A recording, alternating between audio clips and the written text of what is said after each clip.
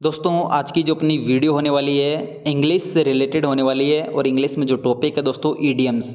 तो आज की इस वीडियो में दोस्तों ईडियम्स के बारे में अपन डिस्कशन करेंगे। तो आप किसी भी एग्जाम की तैयारी कर रहे हो दोस्तों जिसमें अगर ईडियम्स अगर आती है तो ये वीडियो आपके लिए बहुत ही हेल्पफुल रहेगी। और आज की इस वीडियो में दोस्तों अपन 12 ईडियम्स के बारे में डिस्कशन करेंगे विथ हिंदी मीनिंग और इंग्लिश मीनिंग के साथ में और एग्जाम्पल के साथ में समझने वाले हैं। ठीक है, तो दोस्तों आज की सबसे पहली ईडियम्स हमारे सामने है to keep one's fingers crossed. To keep one's finger crossed का दोस्तों हिंदी मीनिंग क्या होता है? अच्छी चीज़ की आशा करना। To keep one's finger crossed का दोस्तों हिंदी मीनिंग क्या होता है? अच्छी चीज़ की आशा करना। और इसका जो इंग्लिश मीनिंग निकलेगा दोस्तों वो क्या निकलेगा? होप। होप यानी क्या होता है? आशा रखना, for the best.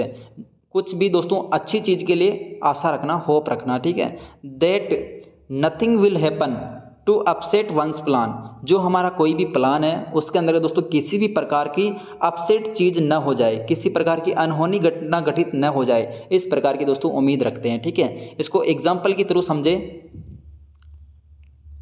We kept और finger crossed till the final result declared. जब तक फाइनल रिजल्ट डिक्लेयर्ड नहीं हो जाता है तब तक हम दोस्तों किस प्रकार की उम्मीद रखते हैं? एक अच्छी आशा के साथ में दोस्तों उम्मीद रखते हैं। ठीक है, तो यहाँ पे वी केप्ट और finger crossed till the final result were declared. ठीक है, तो ये था दोस्तों इसका एग्जाम्पल।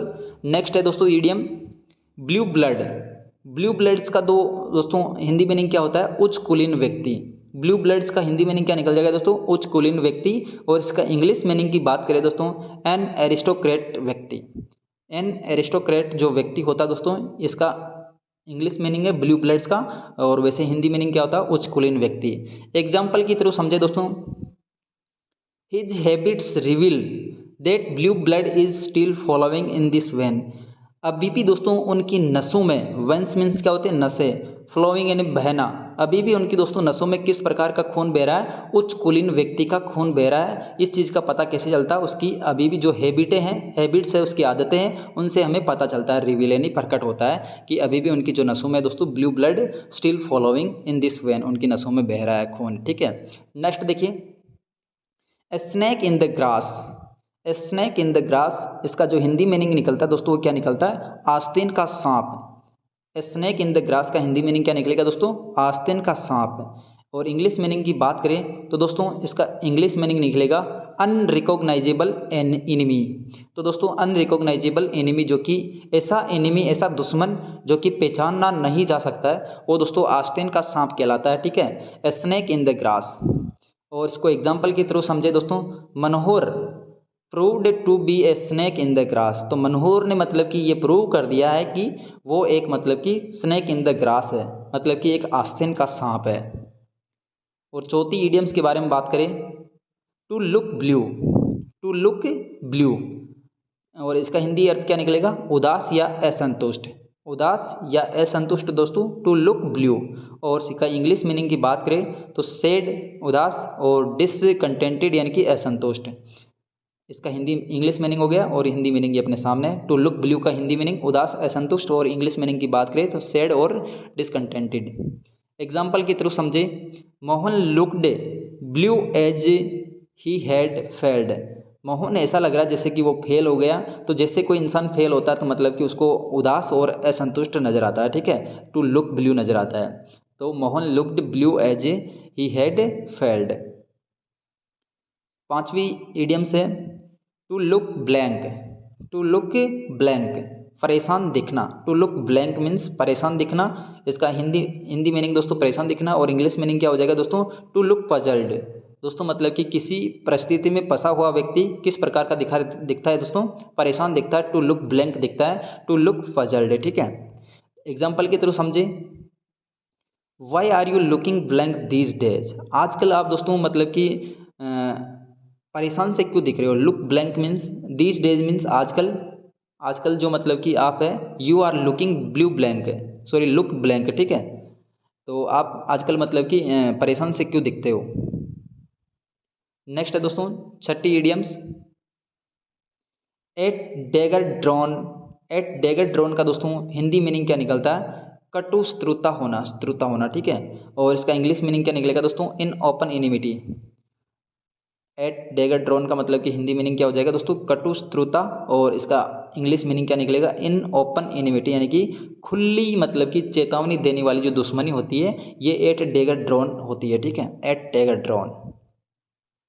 7वीं इडियम्स है at sixes and sevens. At sixes and sevens, अस्त व्यस्त, किसी भी चीज़ का दोस्तों अस्त व्यस्त होना, यानी कि सिक्सेस एंड सेवन्स कहलाता है। और इसका इंग्लिश मीनिंग क्या निकलता है, इन डिसऑर्डर, कोई भी चीज़ अव्यवस्थित होती है, किसी भी क्रम में नहीं होती, ऑर्डर में नहीं होती है, तो ये क्या कहलाती है, इन डिसऑर्डर में रहती है, ठीक है, अस्त व्यस्त रहती है। इसका मतलब at sixes and sevens. Example की तरफ समझें, the book were lying at sixes and sevens in the room. जो बुक्स है आर वर लेइंग मतलब कि पड़ी हुई है, at sixes and sevens in the room मतलब कि रूम के अंतर्गत अस्त व्यस्त रूप से बुक्स है जो कि वो पड़ी हुई है, ठीक है। इट मीन्स इसका अर्थ होता है in disorder, at sixes and sevens अस्त व्यस्त। नेक्स्ट देखिए, apple of discord. Apple of discord का अर्थ हिंदी मीनिंग निकलता है झगड़े की जड़, मतलब कि जो भी लड़ाई झगड़ा हो रहा है उसकी जड़ क्या है, Apple of discord. Apple of Discord, इसका हिंदी मीनिंग क्या निकलता है, कोज ऑफ क्वेरल। जो क्वेरल है दोस्तों, इसका कारण क्या है, कोज क्या है, इसका कोज क्या है, झगड़े का, ठीक है, एप्पल ऑफ डिस्कॉर्ड। एग्जाम्पल की तरफ समझे, Kashmir is the Apple of Discord. Kashmir क्या है, एक झगड़े का कारण है, एप्पल ऑफ डिस्कॉर्ड मतलब कि एक झगड़े का कारण है, कोज ऑफ क्वेरल, ठीक है, cause of quarrel apple of discord का इंग्लिश मीनिंग निकलता है between India and Pakistan. Pakistan और इंडिया के बीच में दोस्तों कश्मीर क्या है, एप्पल ऑफ डिस्कॉर्ड है, यानी कि झगड़े का कारण है, cause of quarrel. 9th number का इडियम्स देखिए, बोन ऑफ कंटेंशन। तो दोस्तों एप्पल ऑफ डिस्कॉर्ड और बोन ऑफ कंटेंशन दोनों का दोस्तों सेम मीनिंग निकलता है, कोज ऑफ क्वेरल, ठीक है, कोज ऑफ क्वेरल यानी कि झगड़े का कारण क्या है, और bone of contention cause of quarrel, दोनों का मतलब कि सेम मीनिंग निकलता है अपने एप्पल ऑफ डिस्कॉर्ड का भी, ठीक है। तो सेम एग्जाम्पल आपको देखने को मिलेगा, Kashmir is the bone of contention, और ऊपर क्या देखा था, Kashmir is the Apple of discord, और यहाँ पे क्या दोस्तों, Kashmir is the bone of contention between India and Pakistan.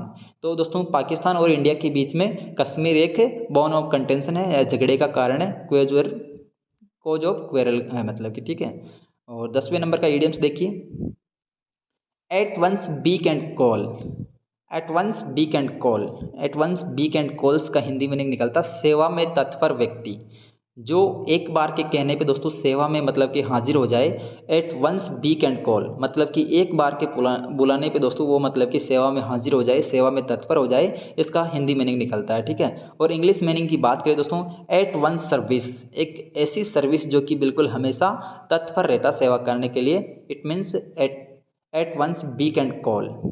इसको एग्जाम्पल की तरफ समझे, he is always at the beck and call of his father. तो ही इज ऑलवेज, वो हमेशा, at the beck and call, हमेशा सेवा में तत्पर रहता है, ऑफ हिज फादर, उसके जो पापा की जो मतलब की सेवा है उसमें हमेशा तत्पर रहता है, ठीक है। आज का 11वें नंबर का इडियम्स है eight a loss. Eight a loss यानी कि अनिश्चय होना, ठीक है, अनिश्चय होना, यानी कि इसका इंग्लिश मीनिंग निकलेगा बी परप्लेक्स्ड और अनसर्टेन, यानी कि अनिश्चित होना, अनसर्टेन होना।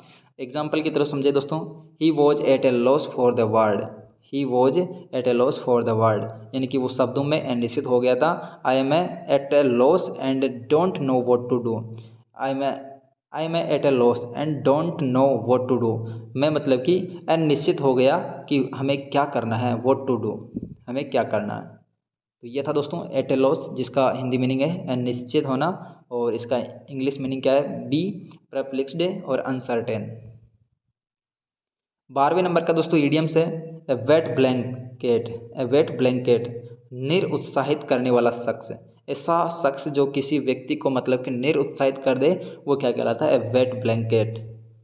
इसका हिंदी मीनिंग क्या निकलेगा, ए किल जॉय, जो आनंद को मार दे, यानी कि किसी व्यक्ति को निरुत्साहित कर दे, जो आनंद चल रहा है उस आनंद को ख़त्म कर दे, ए वेट ए ब्लैंकेट कहलाता है। एग्जाम्पल के थ्रू समझे, मैस ने प्रूव्ड किया ए वेट ए ब्लैंकेट, एक मतलब कि निरुत्साहित करने वाले व्यक्ति के रूप में, इन द पार्टी में, as he talked about books there also, party के अंतर्गत दोस्तों बुक्स के बारे में बातें करके महस ने ये प्रूव कर दिया कि वो एक वेट ब्लैंकेट है, ठीक है, एक निरुत्साहित करने वाला शख्स है, ठीक है, एक किल जॉय, जो आनंद को मारने वाला व्यक्ति है, ठीक है।